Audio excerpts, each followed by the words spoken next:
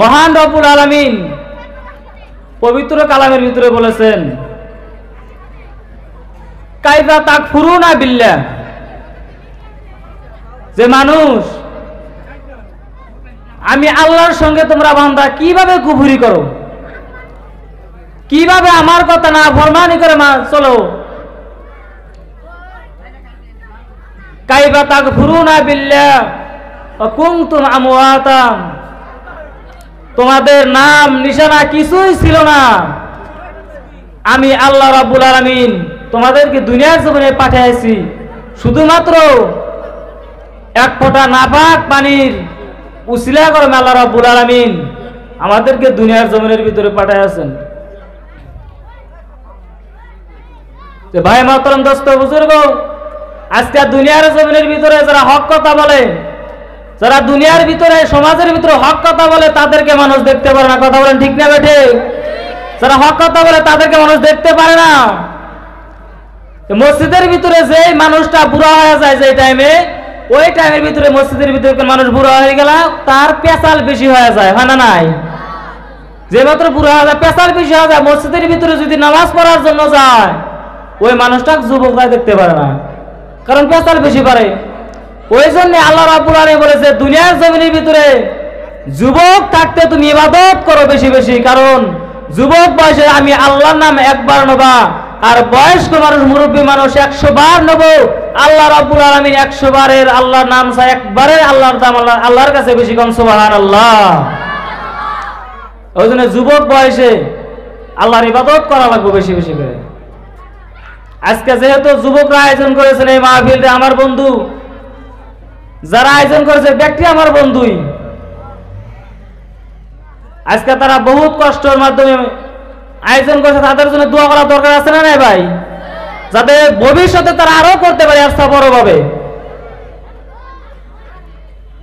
আজকে দুনিয়ার জমির ভিতরে আজকে এখানে আমরা বসছি, আপনার মা আপনার বাবা কবরের ভিতরে গেছে, আজকে এখানে বসে যতক্ষণ পর্যন্ত আপনি কোরআন হাদিসের কথা শুনবেন, অতক্ষণ পর্যন্ত আপনার বাবা মার কবরের ভিতরে আল্লাহ সওয়াব দিয়ে থাকবে। কোন সুবহানাল্লাহ, আর একটু জোরে কোন সুবহানাল্লাহ। আল্লাহ রাব্বুল আলামিন তেনার পবিত্র কালামের ভিতরে ঘোষণা করে দিলেন, সে বন্ধু মহান রব্বুল আলামিন তেনার কালামের ভিতরে ঘোষণা করে দিলেন, দুনিয়ার মানুষ তোমরা শুনে নাও, শুনে নাও, আমি আল্লাহ কালামের ভিতরে ঘোষণা করে দিলাম, ইয়া আইয়ুহাল্লাযীনা আমানু আতিউল্লাহ,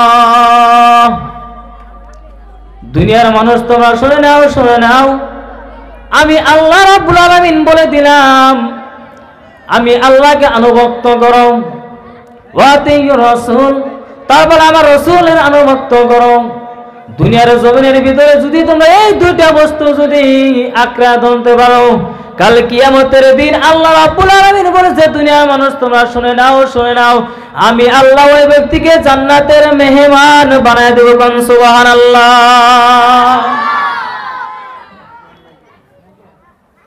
ভাই মাহতারাম দোস্ত বুজুর্গ, আল্লাহ রাব্বুল আলামিন পবিত্র কালামের ভিতরে বলেছেন, তোমরা দুনিয়ার জমিনের ভিতরে আমি আল্লাহ কোরআনের ভিতরে বলে দিলাম, তোমরা যদি আমি আল্লাহ এবং আমার রাসূলকে আনুগত্য করতে পারো, কাল কিয়ামতের দিন তোমার জান্নাতে যাওয়া সহজ হয়ে যাবে।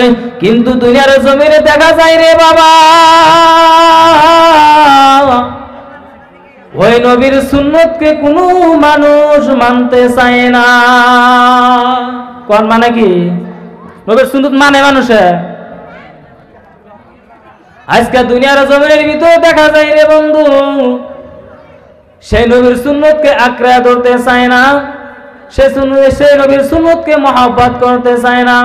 আল্লাহ নবী হাদিসে শরীফের মধ্যে ঘোষণা করে দিয়েছেন, মান আহাব্বা সুন্নতি ফাকাদ আহাব্বানি ওয়া মান আহাব্বানি কানা মাইয়া ফিল জান্নাহ।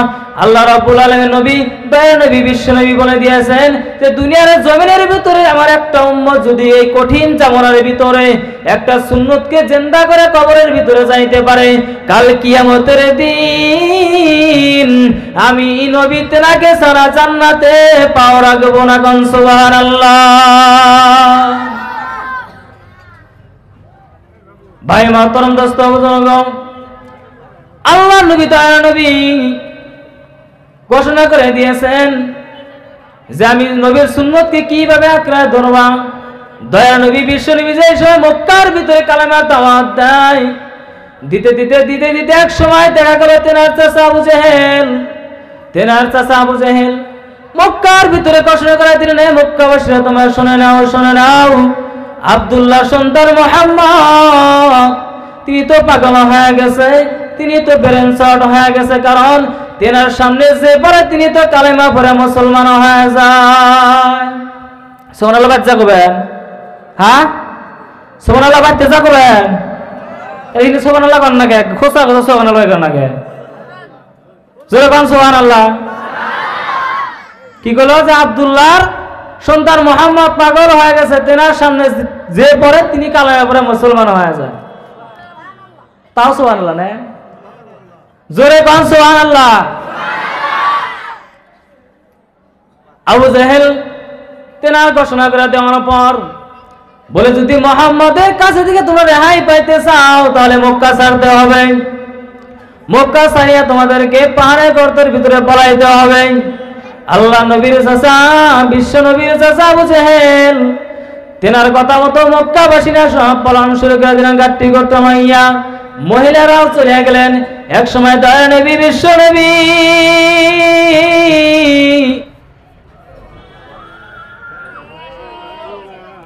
জোরে লা ইলাহা ইল্লাল্লাহ, জোরে লা ইলাহা ইল্লাল্লাহ, জোরে লা ইলাহা, কোন জোরে কোন লা ইলাহা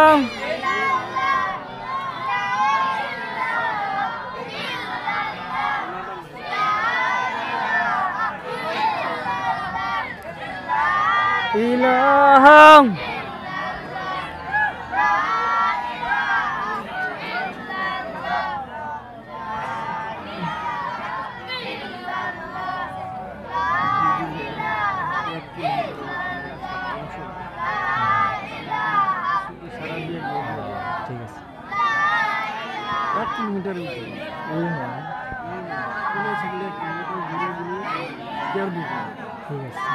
इनका शब्द যাব इनका मिक्स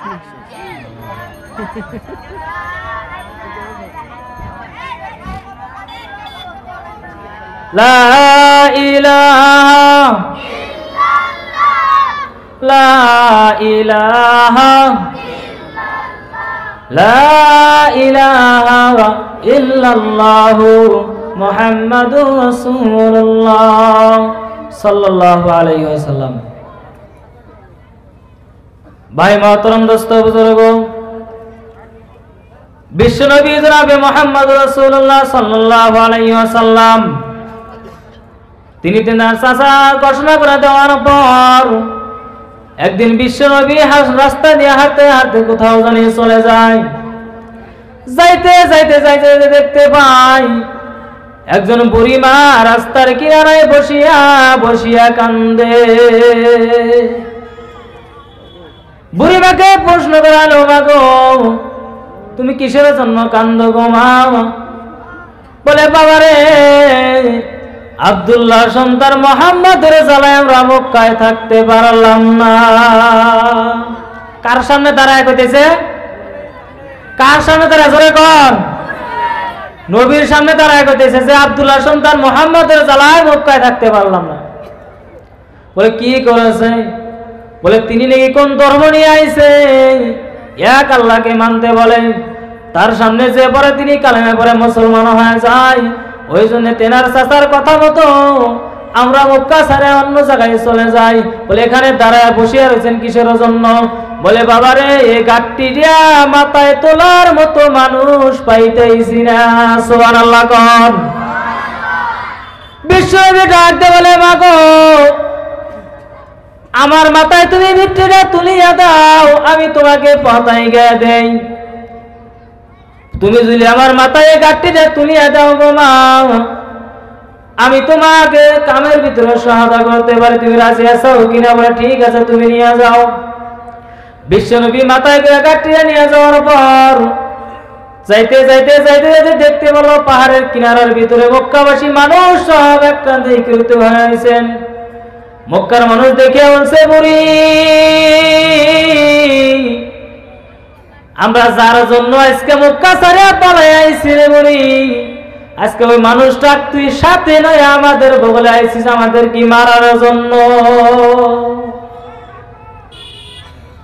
বলে কি কও তোমরা, এরা তো একজন মানুষ আমার রাস্তার ভিতরে দেখা হয়েছে, তেনা আমার গাড়িটা আমার কামে সহায়তা করছে, আমি তো তেনাকে চিনি না। আব্দুল্লাহ সুন্দর মোহাম্মদকে তো আমি চিনি না, কিরম ভাবে দেখা যায় বা কি শুরু। বলে আজকে যার জন্য আজকে মক্কা ছাড়লাম, আজকে সে মানুষটা তুমি সাথে নয় তুমি এখানে আইছো। বুড়ি মারাইকে বলে, এ মক্কাবাসী মানুষ শুনে নাও শুনে নাও, আজকে এত সুন্দর ব্যবহার তেনার, তেনার নাম আমি কি জানতে পারি রে বাবা। বলে আজকে তুমি আমার জন্য, আজকে আব্দুল্লাহ সন্তান মোহাম্মদের জন্য, সেই মোহাম্মদের জন্য তুমি মক্কা ছাড়ছো রে মা, আজকে সেই মোহাম্মদ আমি তোমার গাঠি নয় তোমাকে আমি আইগে দিলাম। সুবহানাল্লাহ। বলে মক্কাবাসী মানুষ তোমরা শুনে নাও, তোমরা কালেমা পড়ে মুসলমান হও কি না আমার দেখার বিষয় নাই। ও বাবা মুহাম্মদ, তুমি আমাকে হাতের হাত রাখিয়া কালেমা পড়ে মুসলমান বানায় দাও। সুবহানাল্লাহ। আজকে যদি ওই কারবারটা আমার সাথে হইতো না, ওই ঘটনাগুলো আমার সাথে বা আপনাদের সাথে হইতো, তাহলে পথের ভিতরে পরিচয় দিতেন যে আমি তো সেই মুহাম্মদ। তাহলে ভয় পাইতো না, কোন ভয় পাইতো না। আসুন যে যার জন্য আজকে আমি পলাইলাম মক্কা সাল্লাম, তিনি আমার রাস্তার ভিতরে বাধা দাঁড়াইছে। ভাই মতন দোস্ত বুজুর্গ, সেই নবীর ব্যবহার, তেনার ব্যবহার দিয়ে মানুষ কালে পরে মুসলমান হয়েছে। আজকে আমাদের ব্যবহার দিয়ে মানুষ যদি নামাজি হয় নামাজ থেকে বাদ যায়। কথা বলেন ঠিক না নাই? কথা বলেন ঠিক না ঠিক? যদি নামাজি হয় আজকে আমাদের ব্যবহারে মানুষ মসজিদ ছেড়ে ফাঁকে চলে যায়। কিসের জন্য জানেন? আজকে আমাদের ব্যবহার এত খারাপ হয়ে গেছে, কুকুরের সাথে নিকৃষ্ট খারাপ হয়ে গেছে আমাদের ব্যবহার। ভাই মতন দোস্ত বুজুর্গ, ওই জন্য নবীর জিন্দিগি আমাদের ভিতরে আনতে হবে, নবীর সুন্নতকে আমাদের ভিতরে আঁকড়ায় ধরতে হবে। আজকে দুনিয়ার জমিনের ভিতরে দেখা যায় ভাই, এখানে ধর্মসভা হইতে যারা এখানে গান বাজনা চলতেছে, চলে না নাই ভাই? কোন চলে না নাই? আচ্ছা ওনাও তো মা বাবার সন্তান, এখানেও মা বাবার সন্তান। আজকে এখানে যারা মা বাবার সন্তান দিনের আলোচনা করার জন্য দিনের মাহফিল সাজায় আছেন, আল্লাহ নবী সাল্লাল্লাহু আলাইহি ওয়াসাল্লাম বলেছেন, কোন সন্তান যদি তেনার বাবা মার জন্য হাত তুলে একবার দোয়া করে, আমি আল্লাহ রাব্বুল আলামিন তেনার চোখের পানি নাকের আগায় আসার আগে আগে আমি আল্লাহ তেনার মা বাবার জীবনের সমস্ত গুনাহ খাতা মাফ করে দেবেন। সুবহানাল্লাহ।